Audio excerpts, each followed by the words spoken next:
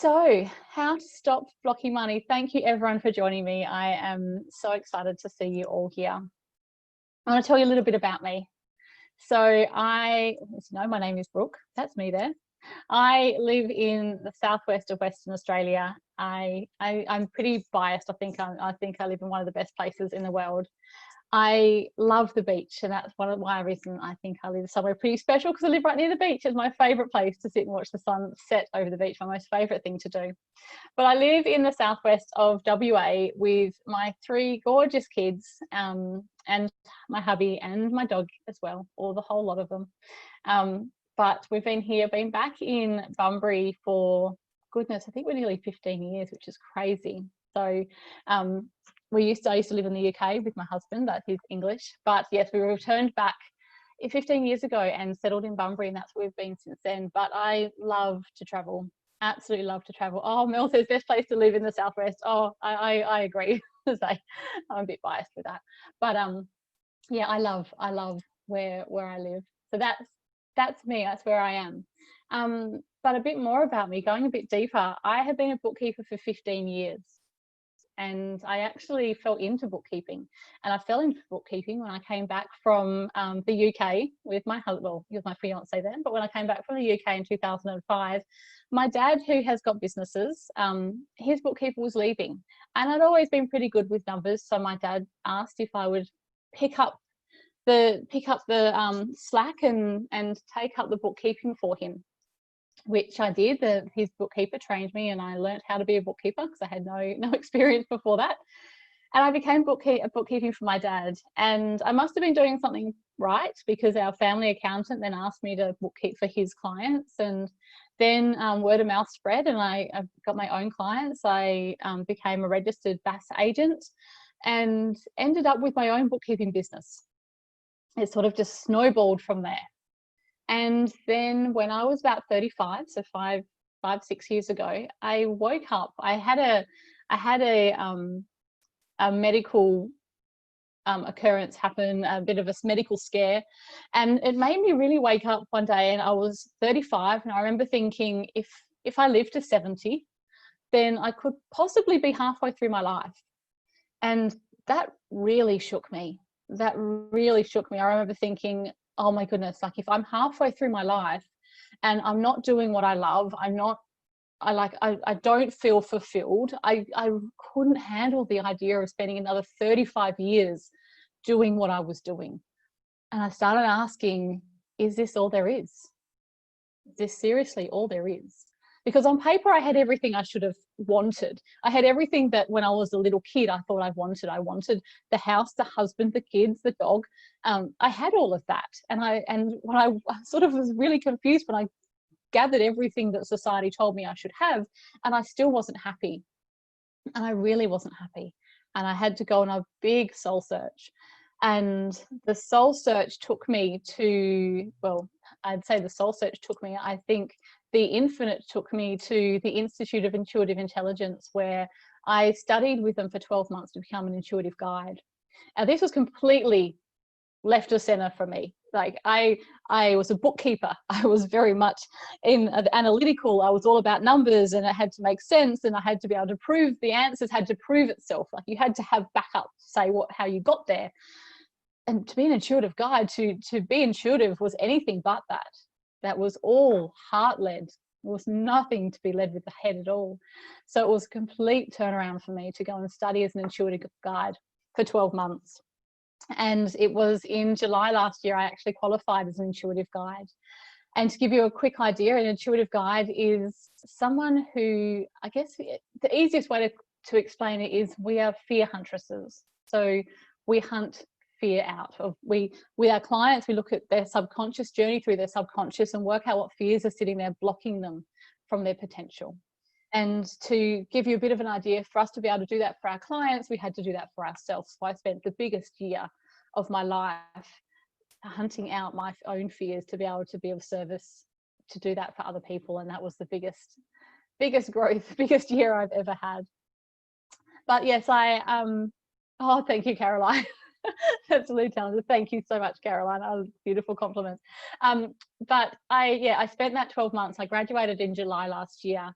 And a couple of months after my graduation, I was invited by the Institute to train as a teacher of their intuitive intelligence. So to teach other women to activate their intuition.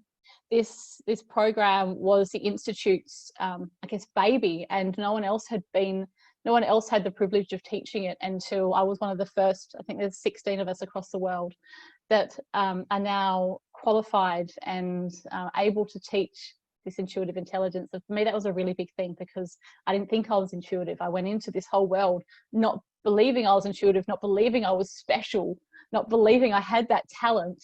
And now I get to absolutely teach everyone that that's not true, and teach women how to be intuitive. And I absolutely adore it. So that leads me on to financial intuitive. I went into training as being an intuitive guide thinking that I was leaving bookkeeping away. Like I was moving away from bookkeeping. That was my out. Being an intuitive guide was my out of bookkeeping, because I didn't enjoy it. I didn't enjoy that life. Or so I thought. The Infinite had very different ideas, and for many months I fought the idea of becoming a financial intuitive, but everything has laid so perfectly down together.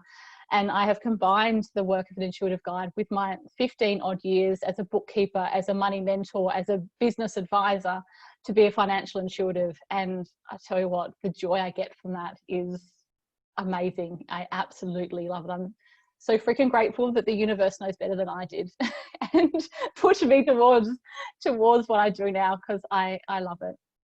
So what do I do now? Yes, I am a teacher of intuitive intelligence. Yes, I teach women how to activate their intuition. But as a financial intuitive, I teach women to unearth their full earning power. I teach women how to remove their blocks to money, to remove their fears for abundance, to be willing and able and open to receive all the abundance that's surrounding them. And I only work with women. And that's my own personal choice, to only work with women. And I choose that because I truly believe the world needs more women with money, more women with power, more heart-centered women standing up, shining their light, and being the beacon for others. I absolutely believe the world is crying out for women just like you to stand and shine your light. And I see time and time again the most amazing women who have the most amazing gifts, and they're not sharing it, they're not shining it, they're not being their full potential, because they've got these money fears, they've got these money blocks, they think they're not worthy or not able to be all that they are. And it just excites me when I can show them the way and show them what they are capable of. Blows my mind. I love it, love it, love it. So enough about me though. I've rambled enough about me. We are here to do a training on how to stop blocking money.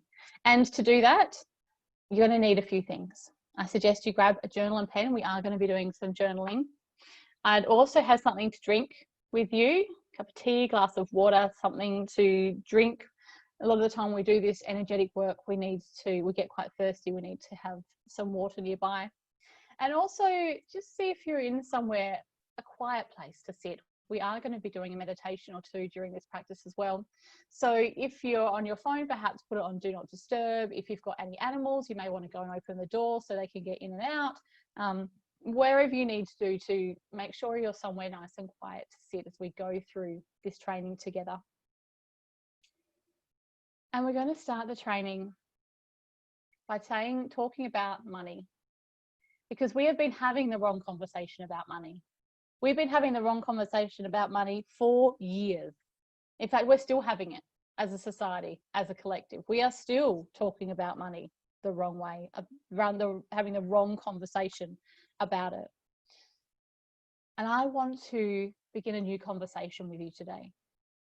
I want to start a new conversation. And to do that, I'm going to ask you to come into this training with an empty cup. I'm going to ask you to leave your preconceived ideas and your notions at the door and come on this journey with me to have a new conversation about money, to come and journey with these new ideas and just see where we go. Come on this journey with me with an open mind. Because what is money?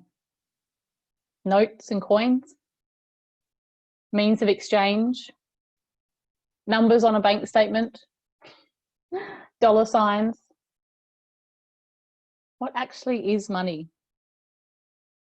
And see, this is a conversation we've been having. We've been having a conversation about money that is purely based on this, purely based on the physical, on the 3D. The money is notes and coins. It's how we buy things. It's how we receive things. It's how we accumulate goods with money. We spend too much of it. It's numbers on the bank statement. We need to change that conversation. That's what we're going to do today. We're going to change the conversation about money, because money is not just notes and coins. Money is something so much greater. Money is something so much bigger than just the notes and coins. Money is energy. It's not just that practical notes and coins, it's tangible items. Money is energy. So what is energy? Everything is energy. Everything is energy. If we drill all the way down to the smallest subatomic particle, that is energy, that is vibration, that is a field. And as we go up to the atom, that's energy, there's a field, there's vibration. The atoms come together as a molecule, and even our cells, the molecules form cells, and the cells form organs, and all the way through. We are energetic. Everything has energy. And just as we have these physical bodies, we also have energetic bodies. Yeah, our energetic bodies, our energetic fields have actually been measured up to 2.5 meters out. And it's 2.5 meters because that's as far as the instruments go at the moment. So, and it's not the first time, it's not just only been measured once, it's been measured numerous times. It's nothing new that we have an energetic body. And even if you haven't heard that information before, or even if the concept that everything, we are energy, that we are interconnected consciousness is new to you, you would have felt it. You still would have felt that energy. Yeah, and imagine you've walked into a room where people have been having an argument. You haven't heard it, but you've walked in, you've felt it. You can just feel the energy that something has happened. We have that energetic sensitivity. Just like when we meet someone new, we might think, oh, I really want to hang out with them again. We'd be like, nah, I didn't gel with that person. I don't know what it was.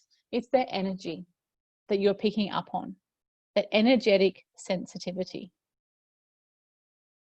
And we have energy just the same as money has energy. And again, you would have felt that, I'm sure.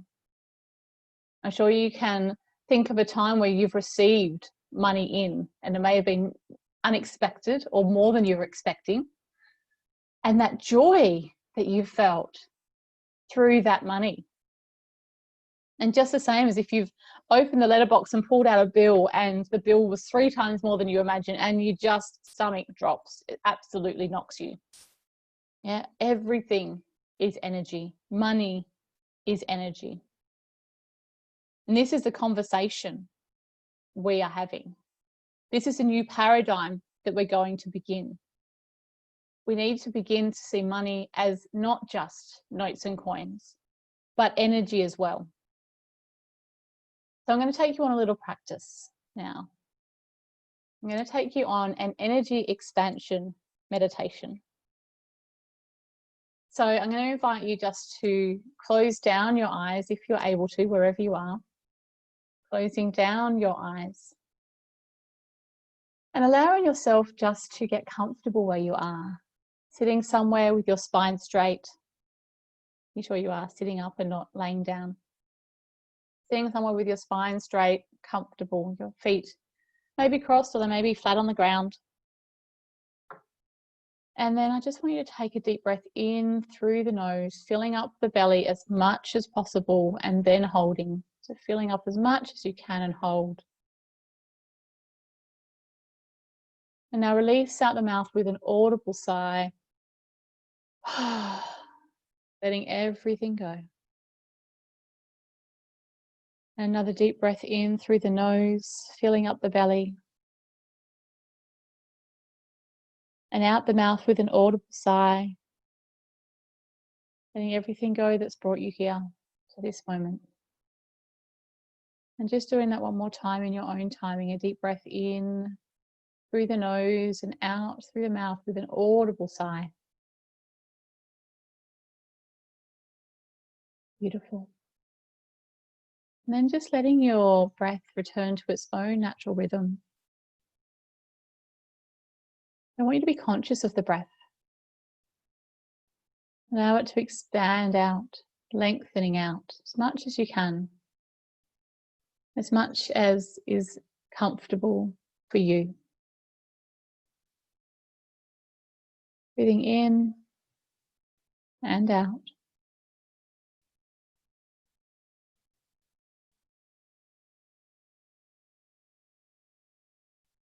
You bring your attention down to your heart space now. In your mind's eye, feel, see, sense or know a spark of light at the center of your chest. With every breath in and out, this spark of light just effortlessly expands outwards, lighting up every cell, every fiber of your being as it expands out to your shoulders, down your arms, up to the top of your head, down every strand of hair, easily and elegantly. This light expands, flowing down now, filling up your torso. The light expanding down your legs, over your knees, your calves, your shins, your ankles.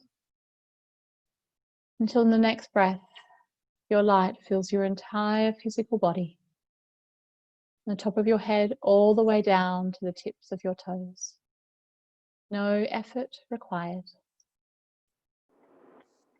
And still, this light continues to expand effortlessly outwards. Out past the edge of your physical body. Out through your energetic body. Easily and effortlessly. The light of your consciousness filling your entire energetic body. And still it expands. Out now, your light filling the entire room in which you sit and everything in it. No effort required. The light expands further now, filling up the premises in which you sit, your neighborhood, the region. Your light effortlessly, easily expanding out to fill up the entire state now in which you sit. The light knows no boundaries. It expands over borders, across the country. And then further still out, across oceans, continents. Until the next breath, your light covers the entire world. Your light encircling the entire globe. You see yourself sitting on top of the world now, holding it in your light. And from this vantage point, you begin to see lights turning on across the globe. In every country, in every region, lights are turning on. Joining in with yours, combining with your light, expanding with your light. It's like you are seeing the world with the night sky with all of the lights lit up.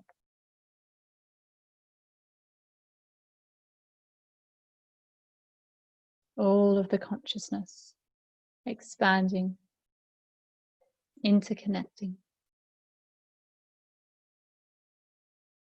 our energy all as one.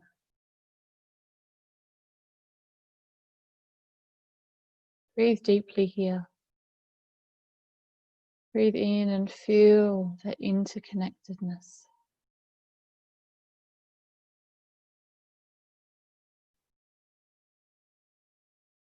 Feel and see and sense and know your light surrounding the world and the light of all others.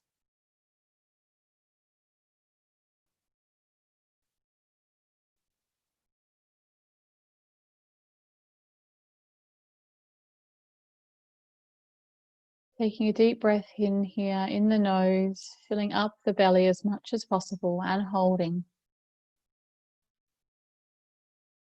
Release through the mouth with an audible sigh. And again, another deep breath in through the nose, allowing this breath to bring you back and bring your awareness back to your body. And out the mouth with an audible sigh. And then just bringing some gentle movement into your fingers, into your toes. And when you're ready, only when you're ready, opening up your eyes and coming back to us here. I love that meditation. Caroline didn't want to come back. I know, it's hard. We could have stayed there a bit longer, but we've only got the hour. But the most amazing thing about that tool is that you can go back there whenever you want. You can go back and remind yourself of the energy you have, the energy of the world. Oh, you are welcome, Nicole. We are all energy. And we, unfortunately, we have 5 dominant senses that tell us that we're anything but. But it's that 6th sense that reminds us and shows us that we are so much more than these finite bodies, and that meditation is a beautiful example of it. I absolutely love it. Thank you, Michelle. You're more than welcome. So I suggest you do that meditation. You can do that whenever you want, as much as you want, coming and connecting into our self as more than just these practical beings.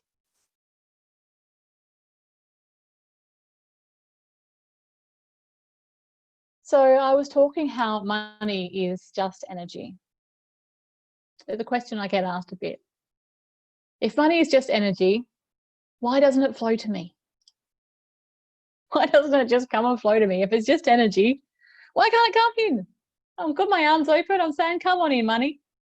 Why doesn't it just flow to me if it's just energy? And there's a good reason for that. There's a very good reason why it doesn't just flow to you. And that is fear. It might not be such a surprise after I began telling you that I am a fear huntress. It may be no surprise to you, and it may also be a bit of one. Fear is what stands between yourself and money. Fear is what stands between us and most of what holds us back in life, to be honest. There's either fear or love. Now, unfortunately, in the society that we're in, we privilege fear. As a collective, we privilege fear. And fear is what stands between yourself and money. Abundance of money, it's all there ready. Like it's like your intuition, yes? It's wanting to come in. Like your intuition is always wanting to commune with you. That money is always there. But our fear is what stands in our way. Our fear blocks our intuition. Our fear blocks money. Fear is what stands in the way. Fear, though, is our problem, but it's also our solution. So we need to change our minds about fear. Fear is not something we like to talk about. It's not something we have conversations about. I don't think anyone has asked me how my fear is going today. Have I faced my fear? Have I cleared my fear? What's going on with that fear of yours, Brooke? We don't have these conversations. We don't like to go there. We like to push it down. We like to pretend that everything's a-okay, and we don't want to think about our fear. We don't really want to go there. But we need to change our minds about fear. We need to stop looking at them as being this big problem but looking at it as being the solution. Because fear is the solution. When you are open to seeing and citing your fear and understanding your fear, you're open to understanding that it's there to show you what is possible. When you get down to the bottom of your fears and you can actually see, oh my goodness, that is what is blocking me. Amazing. I can clear that and I can move out of that. I don't actually want that anymore. Fear is the problem. It's also the solution. You get to choose what to do with your fear. You get to choose whether you can ignore it and put the blinkers on and pretend it's not there and just keep going through life and we're okay and we're just gonna, just keep pretending. Or you can decide that no, enough's enough. I want to change my mind about fear. I'm ready to understand it fully. I'm ready to see it as a solution to what is happening, what is occurring. So how do we find out about fear? How do we know more about fear? Well, to know how to work fear productively, we need to understand consciousness. We need to understand it. And I spoke about consciousness before. I said we're all interconnected consciousness. Yes, we are all interconnected in our consciousness. And our consciousness is made up of numerous parts. There's many different parts of our consciousness, but today I'm going to talk to you about the two main parts. I'm going to talk to you about our conscious reasoning mind, and I'm going to talk to you about our subconscious. And our subconscious mind, I'm sure, is nothing new. You would have all heard about the subconscious before. But I want to talk to you about it in the realms of fear and what is actually occurring in our consciousness. So our conscious reasoning mind, this is where we would like to think, or how we identify with our personalities is in our conscious mind. So how we define ourselves. So I love sushi. I don't like to go on motorbikes. I love jazz music. That's all our conscious reasoning mind. That's our personality. That's what we like, what we don't like. And we can see that as being like the captain of the ship, our conscious mind as being like the captain of the ship. But the problem is what's below the deck. And that's our subconscious. Our subconscious is below the deck, and it's the largest part of our consciousness.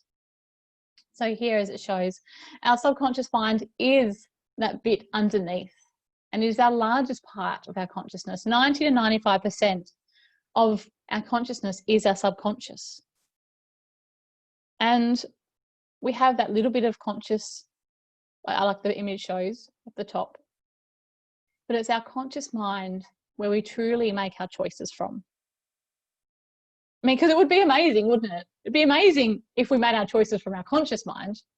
That would be really great, because we could just say, I love money. Money comes to me easily and effortlessly, and I always have lots of money. It would be really great if it was our conscious mind.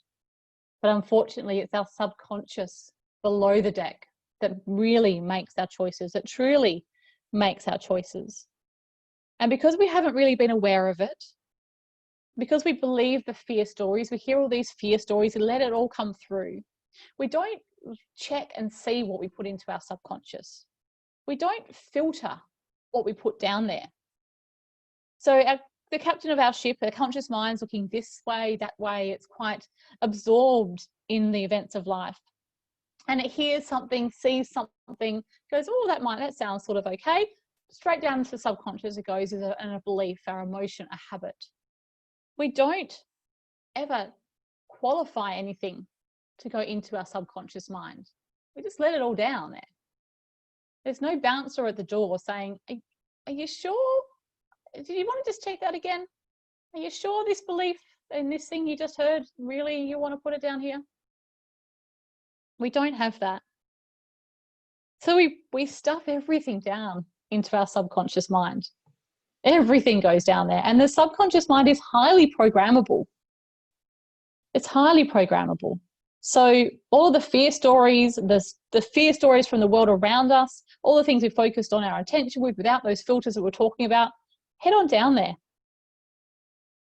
What happens though, the result of that is the bulk of our consciousness is attuned to the negative. It's attuned to those fear-based thoughts, to that collective reality we witness. Yeah.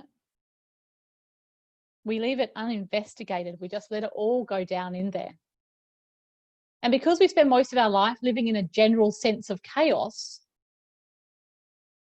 we are too busy to investigate what is down there. And to be honest, we haven't been taught how to. We haven't been shown how to. It's not something we regularly do and taught how to check out what's sitting in that subconscious, asking ourselves to question whether it's what we want or what we don't want down there. And unfortunately, in the society we live in this collective consciousness that we are part of, the majority of what we see is fear-based. And because it's not just fears that are in your subconscious. I want to just make sure I let you know that it's not just fears that sit there. It's made up of all the different beliefs and emotions and habits and everything down there. The problem is majority of those are fear-based because that's the society we live in. Yeah, we live in a world that shows us fear. We watch it on the news. We see it outside our door. We have conversations with people we don't really want to have conversations with. We let it all come on in. And we don't take time to investigate whether we want to put it there or whether we don't. We don't take the time to see what we've let in to our subconscious. So we have all those money beliefs, not just money beliefs. We have all of those beliefs, but because we're here to talk about money, we have all those money beliefs in there, all those money fears there. And depending on how we grew up or what interactions we had during our life, that's all down there too. So depending if we grew up in a household that was full of lack, or whether we got told that money is evil, or we got told that people who have lots of money aren't very nice people, we just put it all down there. And it could have been beliefs and ideas that we picked up years ago, but we've never investigated it to see whether we want it there, and there is where it stays. That's where it stays, blocking our abundance. But just like our subconscious is blocking that, it is also the gateway to our abundance, our subconscious. As much as I was saying it is where we put all our fears, it's absolutely also the gateway to our abundance as well. It is just our fear that is blocking access to it. That's all. I know I make it sound like it's a small thing. I know it's not when we work through our fear, but when we understand, which is why I say when fear is a problem, it's also the solution. When we understand that we can access our fears and we can clear them and we can move them, what is blocking it, that's really exciting to me. I apologize to people quite a bit well, I've stopped apologizing, but I used to apologize to my clients and when I used to do group programs, because every time they'd come up with a fear, I would have a huge big smile on my face. So I was so excited. Like, I love when people find fear, because I know once they clear that fear, there is just such light, such love. It's exciting for me. It is quite exciting for me. Not always for people at the time, but they move through it. They see the joy too. This is extremely important. What we don't consciously reject, we subconsciously accept. Absolutely truth. What we don't consciously reject, we subconsciously accept. Like I said, there's no bodyguard standing there. So if you don't consciously reject an idea, it heads on down into your subconscious. If we don't take the time to question and look deeper and ask ourselves what is down there, it just heads on down. What we don't consciously reject, we subconsciously accept. And we can do that at both the conscious level and moving into the subconscious level. We can also bring things out of our subconscious and then decide whether we want to consciously accept or reject them too. So the question has to be asked, who's been running the show? Who's been running your show? I'd pretty much bet that it's been fear, because majority of people, in fact, I'd say nearly every single person in the world, that's the case. It's fear that's been running the show. It's our subconscious fear that has been running the show. And as I said, our fear sits in our subconscious. And today we're going to dig a little bit deeper into that. And we're actually going to do that through our chakras. So our chakras are energy centers in our body. And there is 7 major chakras in our physical body. They're the 7 that I work with. There are minor chakras. There are ones in our energetic field as well.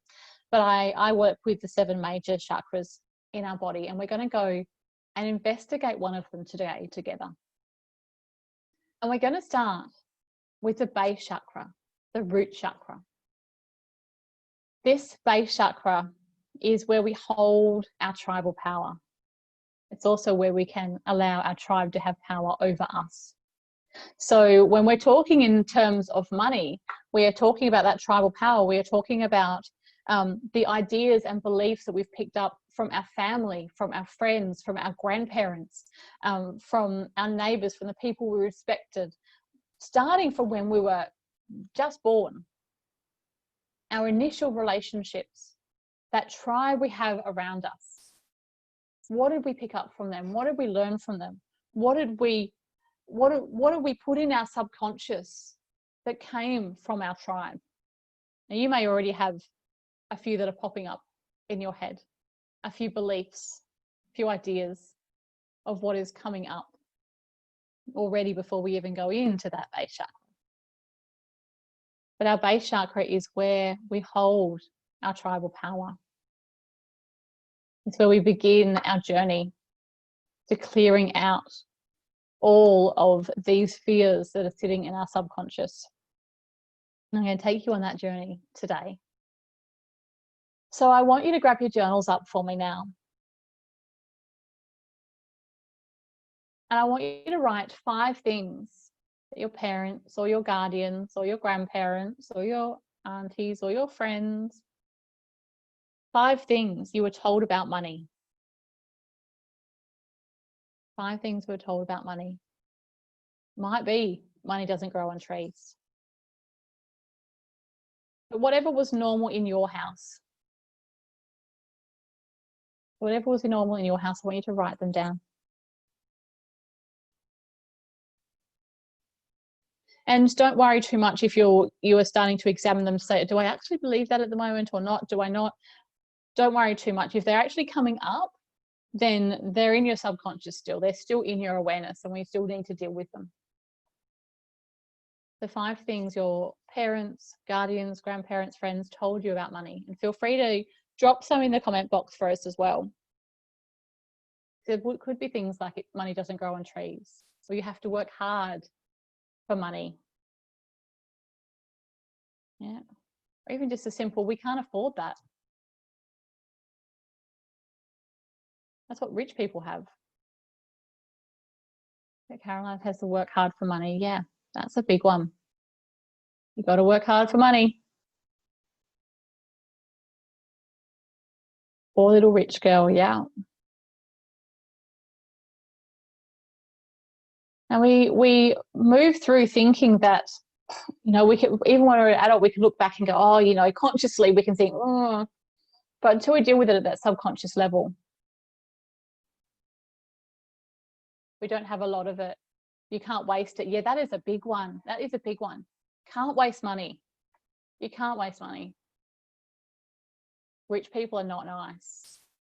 Yeah, never had enough. Can't afford it. Can't. Yeah, always broke.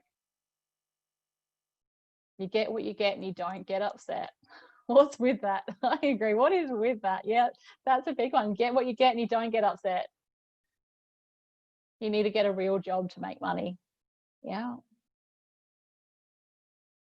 All of these things we're told. Money is the way to security. Yeah, you need money to be safe. Can't be safe without money. All of these beliefs, all of these ideas, all of these underlying fears. There is fear under all of them.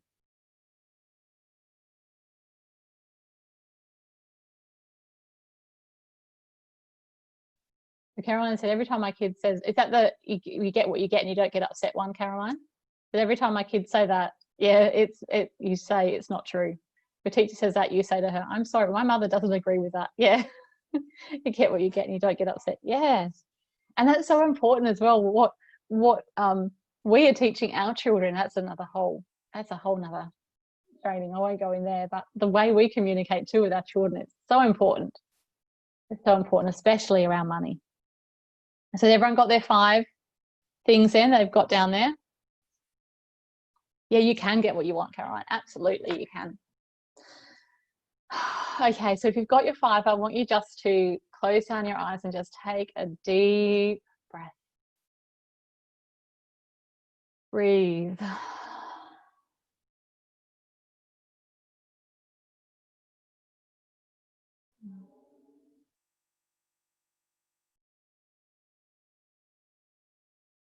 Opening up your eyes, I want you now to decide. And that breath just calm you. Now you have a decision to make.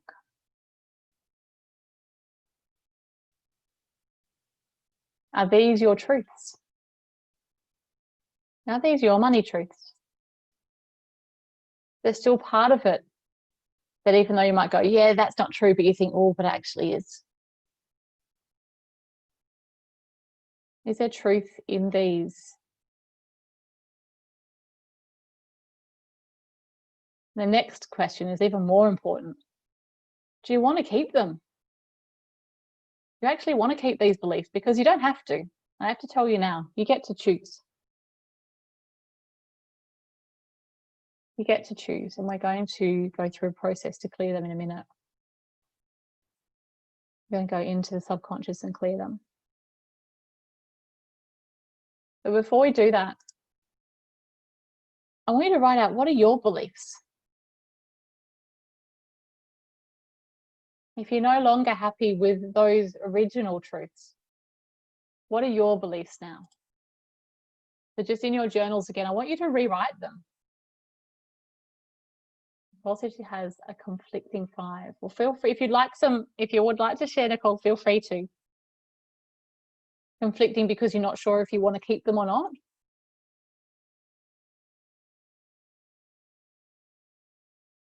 I want you to rewrite them. And it can be as simple as the I can't afford it. It can be as simple as I choose not to spend my money on that. We don't have to be rewriting it in the vein that we have everything right now. It can be just until we reach that abundance point. Instead of selling ourselves, we can't afford something. I'm just not choosing to spend my money on that, because that's the actual truth. There's nothing that you can't actually afford. If there's something that you truly wanted, you'd be able to afford it. You'd make ways, I'm sure. You're just choosing not to spend your money on that at the moment. You're choosing not to do that.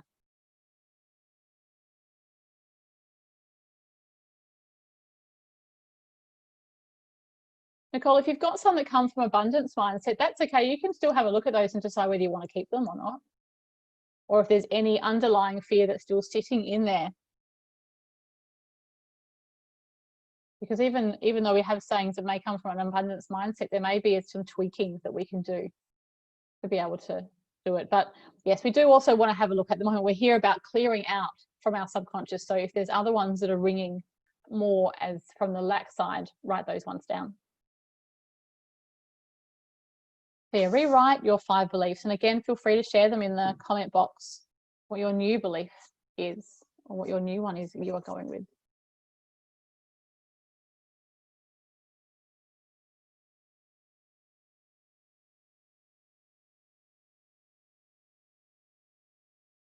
Maybe just another minute to finish that off. And if you're struggling how to rewrite any as well, feel free to pop it in the chat box and we can work through it.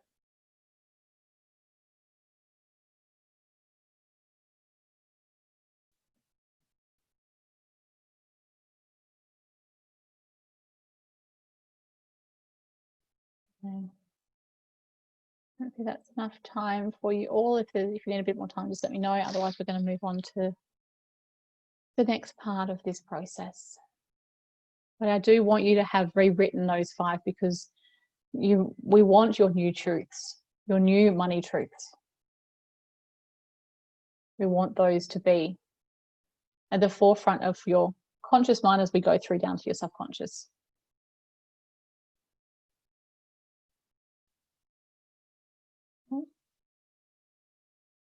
Everyone good? Let's have a quick look at the. We're still writing, so I'll leave you just for another minute or so.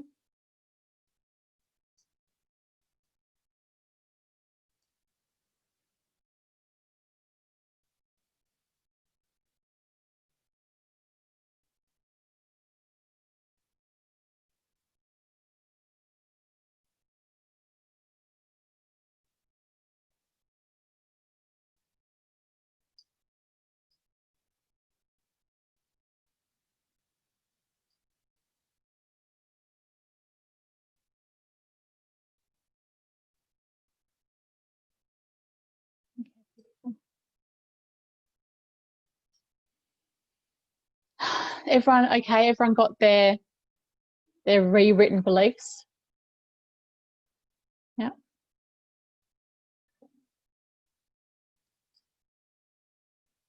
So I'm going to take you on another journey. This will be we're 10 minutes to the hour, just in case anyone needed a time change. Mel's saying it's hard to change them. Is there one, Mel, that you're struggling to rewrite? Maybe brainstorm it. Or if you haven't got a new rewrite written one, that's okay. What we're going to do is we're actually going to go and clear them out. And after you've cleared them, you may have one that wants to be like a new one download.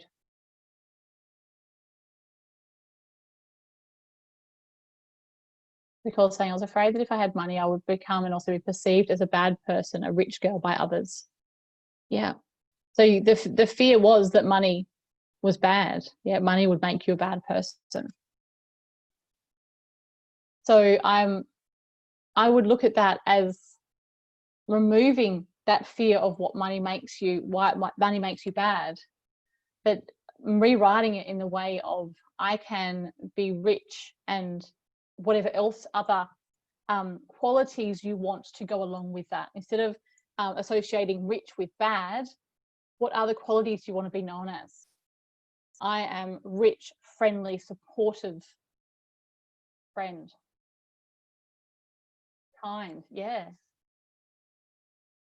I am rich and kind and giving and supportive.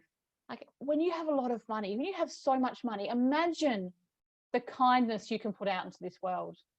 Imagine what good you can do, the charities you can support, the people you can support, like the organizations, the difference you can make in this world. Can't see that as being bad. It's like bring all those qualities that you want and put them with rich. Tie those two together.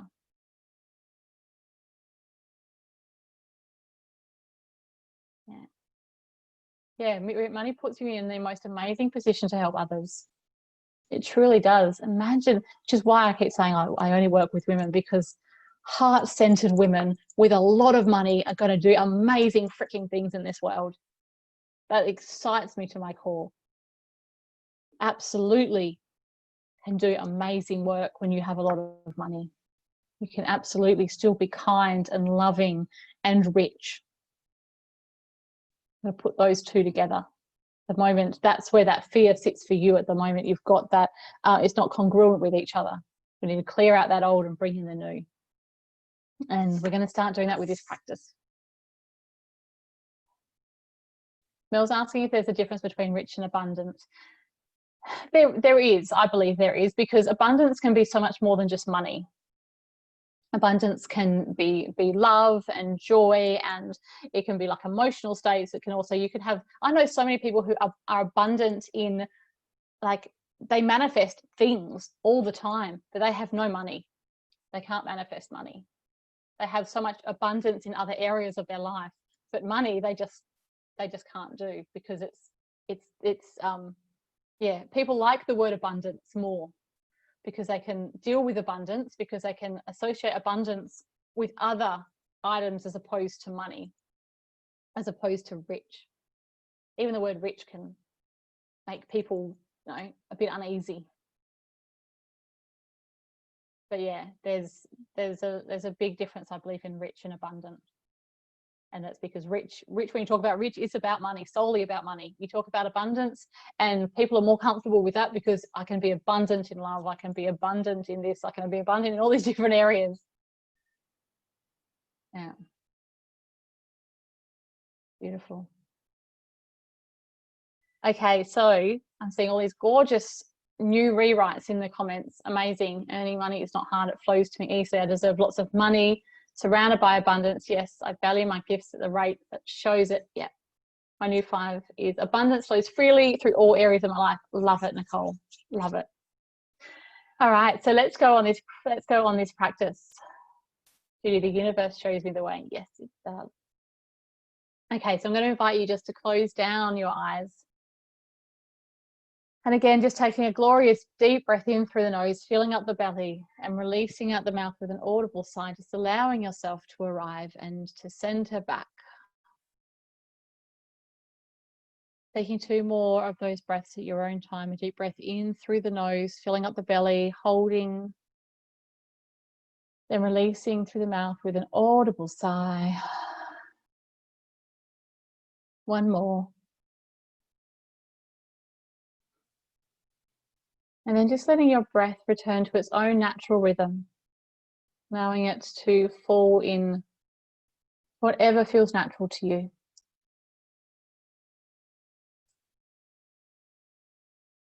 Bring your awareness to that breath, allowing yourself to center and arrive,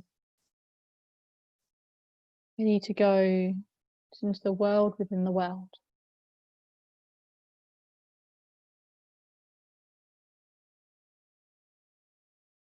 In your mind's eye now, I want you to see a door.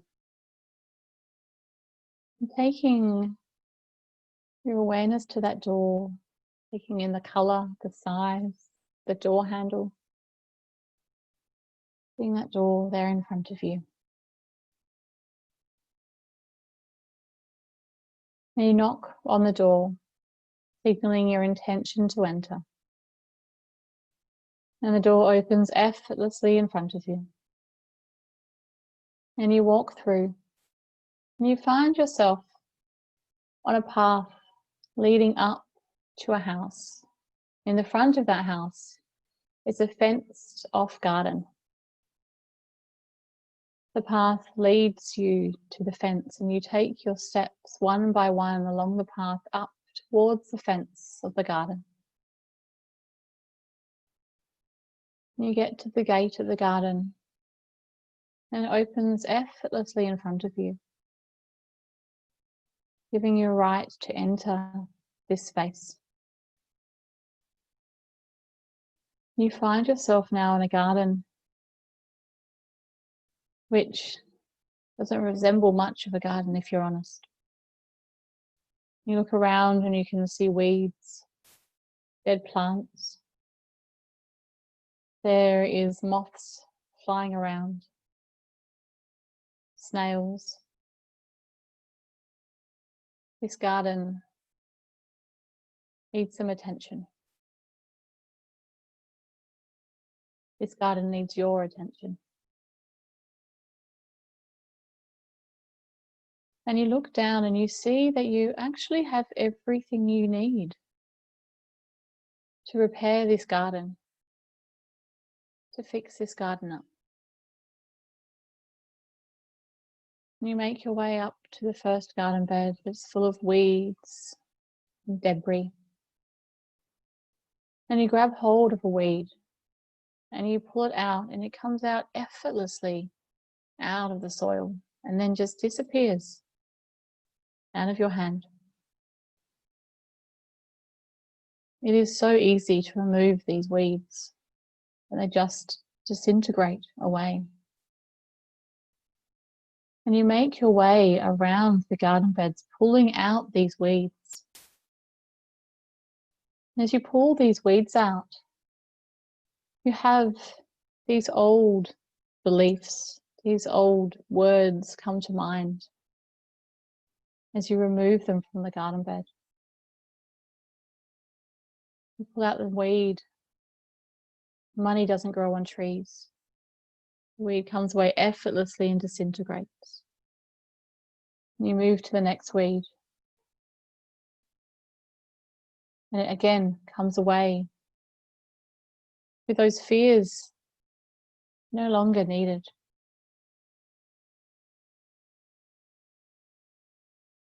You continue this work.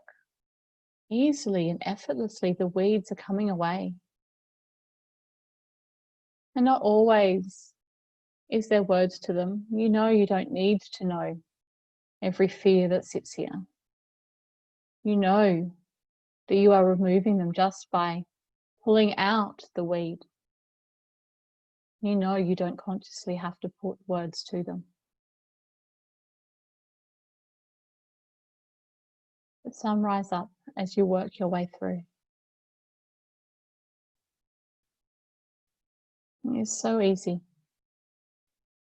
so effortless to clean these garden beds. Remove the debris. Again, just disappearing the moment your hand touches it.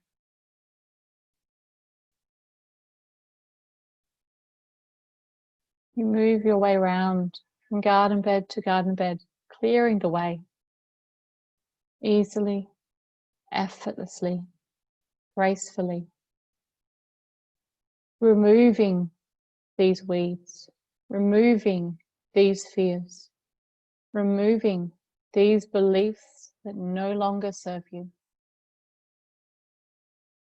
They are no longer your truths.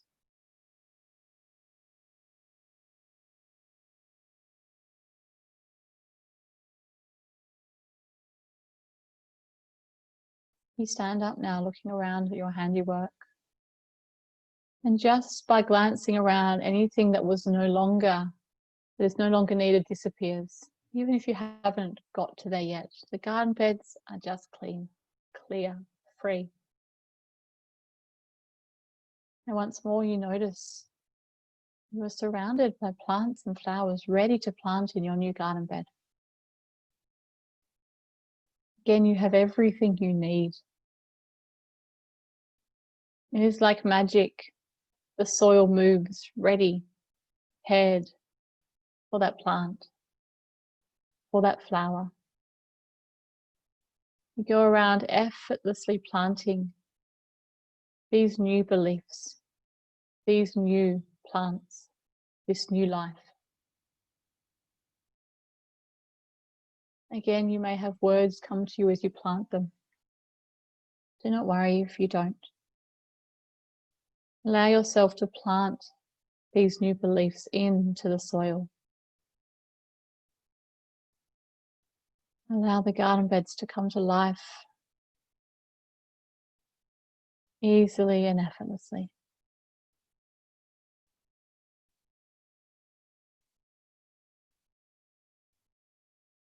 You notice butterflies beginning to fly around, bees visiting the flowers. You stand once more to look around the garden and take in your handiwork, and the garden beds have flourished. There's flowers and growth, and they are glorious.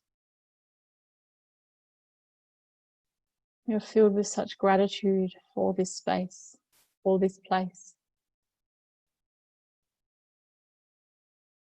You see a glorious bloom, flower bloomed, and you go up to it and you smell in the scent of the flower.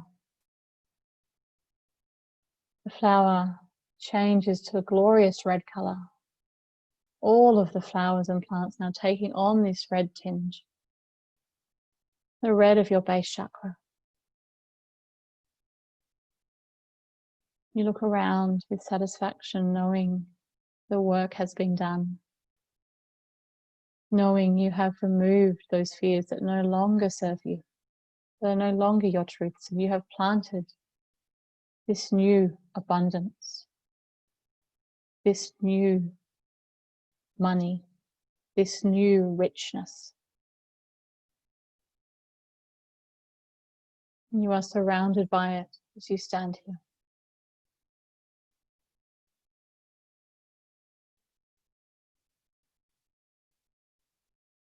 Breathe in deeply here, scenting the smells in the air, feeling content and such gratitude.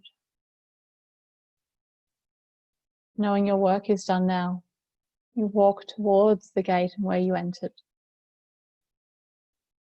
And again, it opens effortlessly for you to walk through.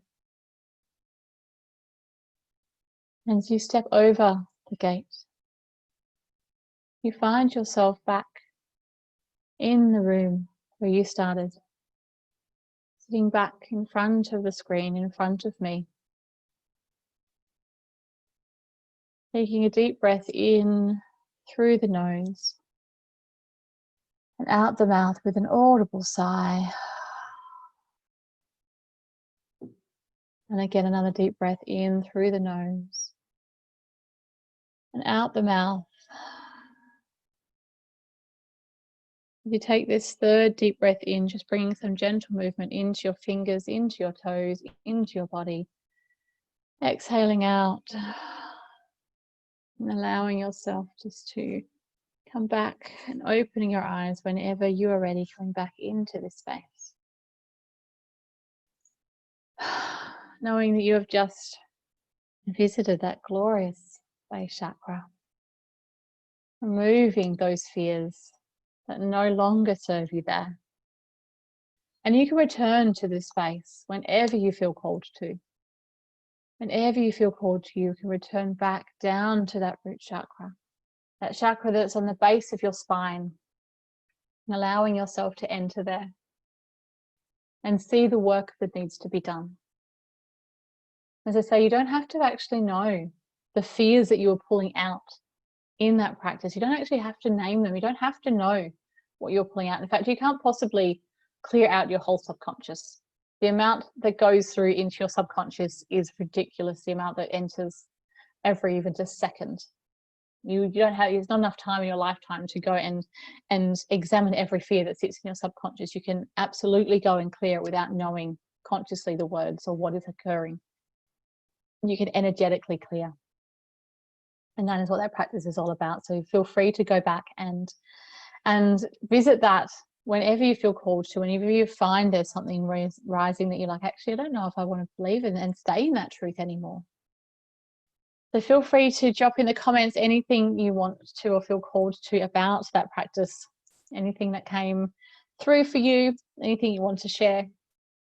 You may also like to grow up your journals and journal anything. There may have been some fears that you pulled out that you weren't aware of, fears that rose that you actually hadn't even considered before. Just know that that is the process of moving through them. Oh, okay. So what do we do from here?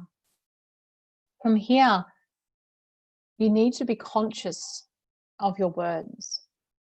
As I said before, you don't consciously reject, you subconsciously accept. And we're talking about your words you use, the thoughts you have, the conversations you have. So often we get pulled into conversations with people and there is a tone about money or lack sitting in that conversation. Be conscious of what you're engaging in. Be conscious of your own words, of your own thoughts. Be conscious of what starts to rise over the next week. Because I can pretty much guarantee you're going to start having more start to rise from that base chakra, from that tribal chakra, more awareness. You may find yourself saying something to your children that you don't actually agree or believe, but you were told it so many times growing up, it just flew out your mouth. Be very, very conscious of that. And then make the conscious choice to change. Conscious choice to choose again. So a bit of a quick recap. Fear is what is blocking the flow of money. It is fear that sits in that subconscious, blocking the flow of money to you. And our fears are held in that subconscious mind, held in that subtle anatomy, held in our energy bodies. It's in that subconscious mind. And by clearing our fears, we're able to open the flow of financial abundance. I say, you may have heard me say this before, but money is the innocent bystander of our fears. Money absolutely is the innocent bystander. It gets drawn in all of the time. It gets affected all of the time. And when we clear our fears, when we meet our fears, we can open up that flow to financial abundance. If you've got any questions for me, please put them in the chat box. That is the end of the training. I'm just going to, if you allow me 5 minutes, just to tell you about the Money Healing Masterminds that I run. But if you've got any questions in the meantime, please feel free to drop them in the chat box. So if you're wanting to go further in this work, if you're wanting to delve deep in to what is blocking you from your abundance, then I am running another round of my Money Healing Mastermind. The second round is just about to finish. And the third one is starting on the 15th of June. And the Money Healing Mastermind is a 13-week journey. We journey for 13 weeks, and it's all about changing our relationship with money. And we don't just do the energetic work. We do the energetic work, we do the practical work. We do both. So it's all about earning with ease and grace. That is what the Money Healing Mastermind is about. We work through money fears, of course we do. We work through our chakras, the laws of the universe, the laws of the cosmos. We have a look at our ancestral money history. We look at collective money beliefs. We look at encoding consciousness, our intentions. Intention setting is a really big one. We have visualizations, we have meditations, we work through our money fears. And we do that so we can become fearless about money. So we can move from lack to abundance. That's what it's all about. The program is set so you stop mindlessly spending. So you stop self-sabotaging yourself. Yeah. We look at ways to freeze and reduce your credit card debt. And not just credit card debt, just debt in general. It's about changing your perspective about your finances. Yeah, knowing when that saboteur is controlling your spending habits, because it can be sneaky, that saboteur. Yeah, Mel says she's good at self-sabotage. You're not alone there, Mel. You're truly not. Self-sabotage is one that is sneaky. But it's about taking control back over your finances. And even about attracting ideal clients and bringing your soul work into the world. Yeah, removing any emotional attachment you have to money. Because we do have an emotional attachment to money, a stress with money, and we want to remove that. We don't need that. We look at creating savings plans, about having consistent income. So yes, Vanessa, we do work with under earning. Yeah, we have a look at all the beliefs that are sitting there with why that is occurring. We clear all that, and then we look at what is going to be your new norm. What is your new normal? Yeah. So the Money Mastermind is it's 13 weeks, but what we do is we meet twice a week.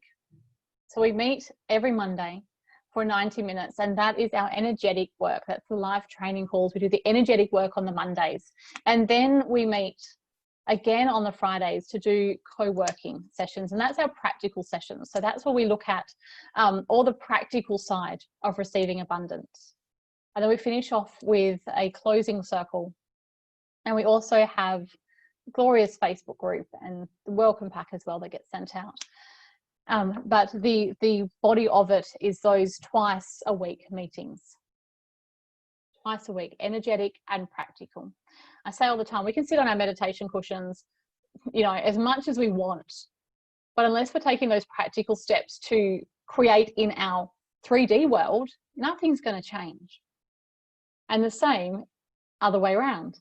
If we're constantly taking practical steps, but we're not dealing with the energetic side of our money blocks, you can work and work and work and nothing's going to change. We need to co-create between both of those centers through the energetic and the practical, through the 5D and the 3D worlds. It's all about that.